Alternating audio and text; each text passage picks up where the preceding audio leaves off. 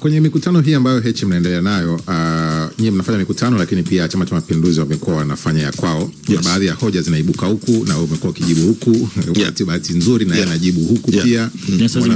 Mwana mkilishana Kenani. Kuna eneo linatajwa la fedha kutoka nje ya Chadema kuingia ndani ya chama. Yes. Wanaolielezea kwa upande wa pili wanaeleza ni kama mnapewa fedha kwa ajili ya kufanya harakati za kisiasa zile wanazoziita vurugu. Yes. Juzi kwenye pale mahakamani katibu wenu mkuu John Mnyika akakiri wazi kwamba kwenye kufungiwa kufanya siasa kwa zile siku 309 zile ilibidi mrudishe milioni 900 na kwa wahisani wenu ambao mko mkifanya nao shughuli. Yes.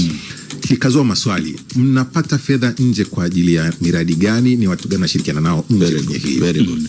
Sasa kwanza nataka niweke usuli wa jambo moja ambalo sitalijibu tena. Mtei, Chadema ina wabunge wangapi kwenye nchi kwa sasa? Kwa sasa alikuwa mmoja. Hatuna mbunge, hatuna mbunge. Tuna madiwani wangapi? Hakuna hata mmoja. Tuna wenye viti wa vijiji wangapi? Hamna hata mmoja. Tuna mwenyekiti wa kitongoji hata mmoja? Hayupo. Tuna waziri kwenye serikali? Hapana. Tuna rais? Hapana.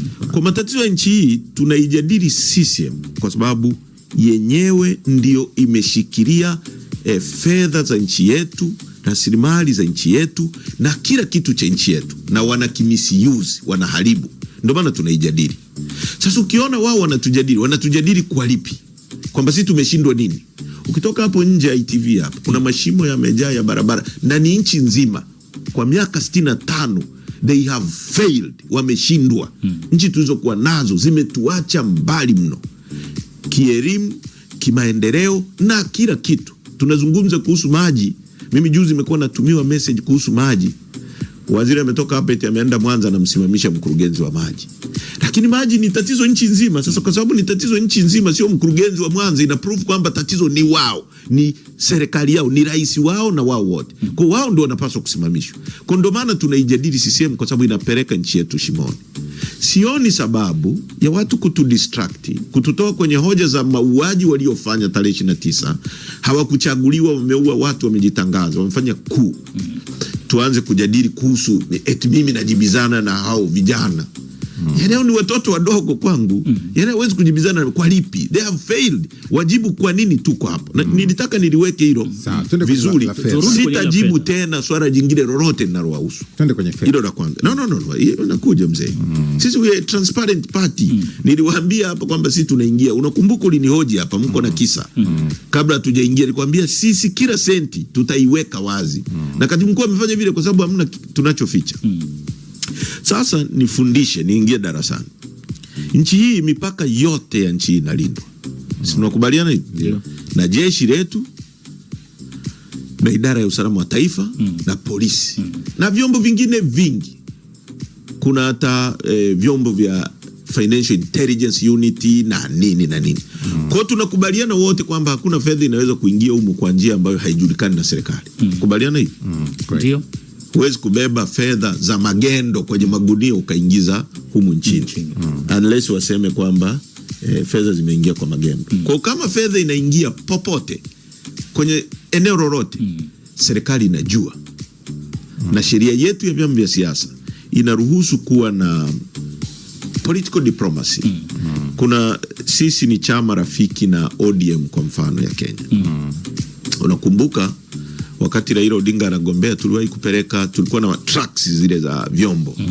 Tulipeleka msanii wetu marehemu Kotide na trucks za vyombo na baadhi ya watu kumsaidia kufanya kampeni. Tumekuwa tunafanya msaada hivyo. Na ni maeneo mengi. Na sisi tuna mahusiano na vyama vingi duniani kote. Sasa kwa mfano hiki wanachozungumza, tuna urafiki na chama kinaitwa DIPD cha Denmark. Ambacho mahusiano yetu ni kwenye training. Training ya nini? Wale wameendelea. Kwamba tuna train vijana wetu kuwa viongozi. Kwamba wakiwa madarakani, yani uongozi ni nini na unapaswa kubehave vipi. Mimi nilipokuwa kijana nimekwenda kimataifa, maeneo mengi kujifunza wao wameendeleaje, na vitu ninavyozungumza vingi ni kwa sababu ya experience. Kwa tuna mahusiano na vyama na DIPD. Kwa hiyo DIPD wana mradi wa training ya kina mama na vijana na mabaraza ya chama kwa kifupi, yani kwenye uongozi sisi tunaandaa sera zetu. Kwa mfano sera ya wanawake tuna print alafu tuna train. Kwa hiyo wana finance ule mradi, watu kuja kukodi kumbi labda na malipo ya posho ya kuja na kurudi, yani nauli. Watu wa Chadema huwa walipi fedha. Kwa hiyo tumekuwa tukifanya hizo training.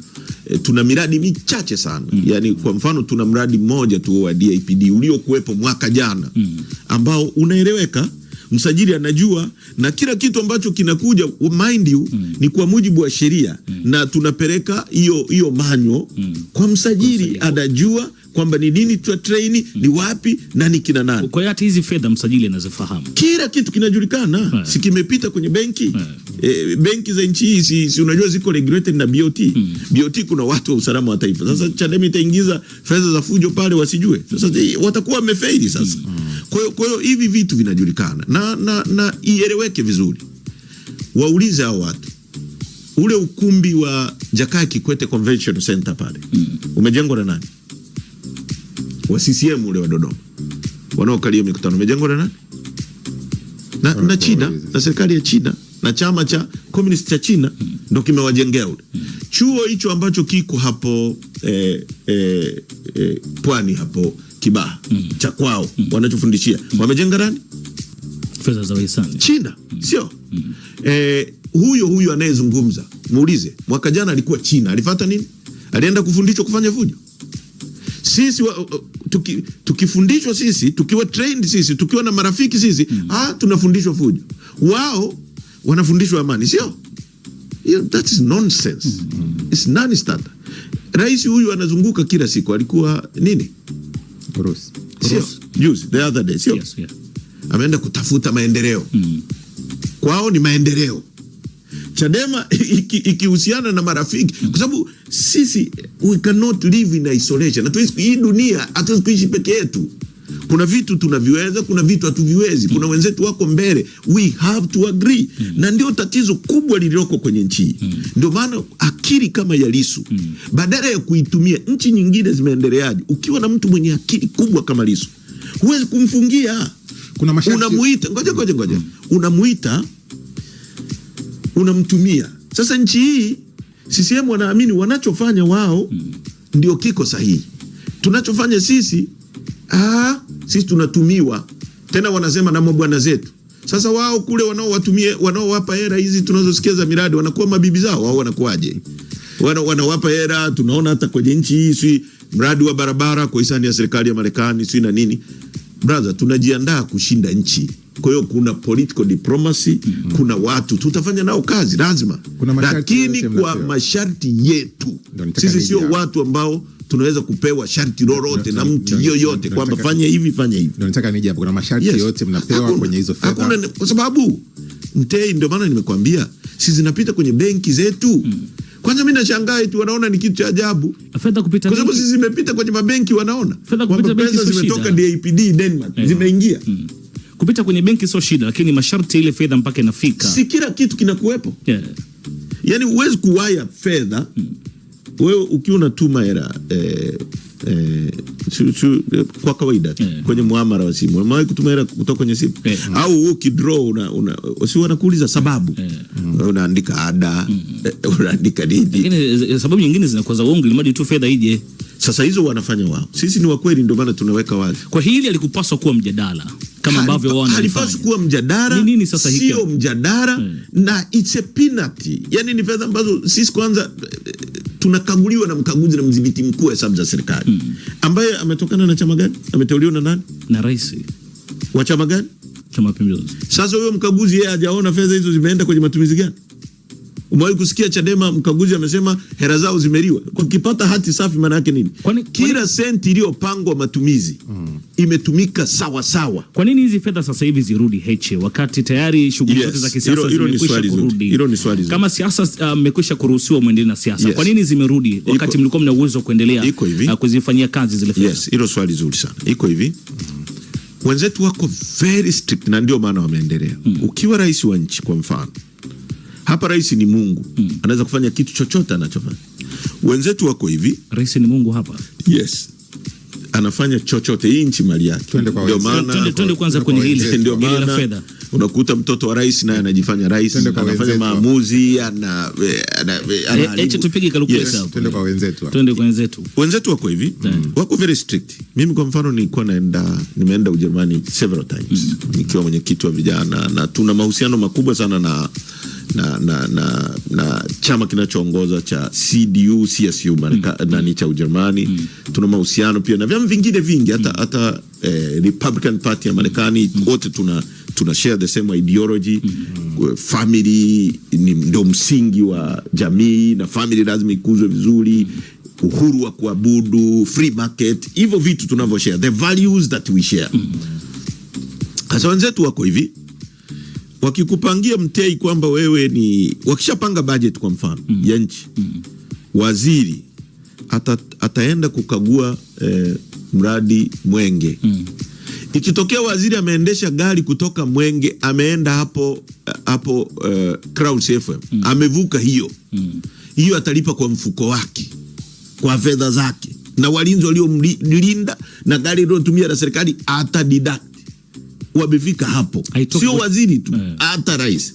Kwa wao utaratibu kwa mfano ilikuwa ni kwamba zile fedha zingeweza kutumika tangu tulifungiwa mwezi wa 4 ile. Tulifungiwa mwezi wa 4. Zile fedha za miradi, kama unakumbuka, mwezi wa 4 katibu mkuu na timu ya sekretari kuu inazunguka inafanya training ya vijana na nini. Nendeni mjikumbushe kwenye kumbukumbu zipo wazi.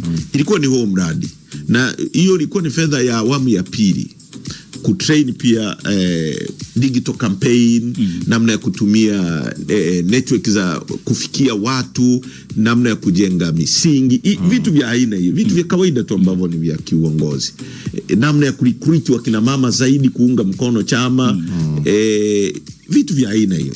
Sasa ilikuwa mradi huo uishe mwezi wa 9 kama sikosei, kati mkuu anajua vizuri kwa sababu ni mambo ya kiutendaji, mwezi wa 9 au wa 10, kitu kama hicho. Sasa the moment tu ule mradi tulikuwa tumefungiwa, hatuwezi kuaccess account, hatuwezi kufanya training, tulikuwa hatufanyi kazi yoyote ya kisiasa. Muda wao ukifika unazirudisha, huwezi kusema si nini, haiwezekani. Wao kwa sababu itakuwa kwere kwenye ukaguzi kule kwao. Na sisi kila kitu tunachofanya, kwa mfano kama tulikodi ukumbi, risiti itatoka hapa, itaonesha tulikodi ukumbi. Kama ni watu walikuja kwenye training, lazima wasign kwamba watu walikuja kwenye training ni nani na nani, alikuwa Mengere, alikuwa Mtei, tiketi ziwepo, kila kitu kinakuwa in order. Na ndio mkaguzi wetu anakagua, CAG internal auditor wetu anakagua, na wao wanaangalia. Kwa hiyo the moment kwamba mlivuka muda wa matumizi, lazima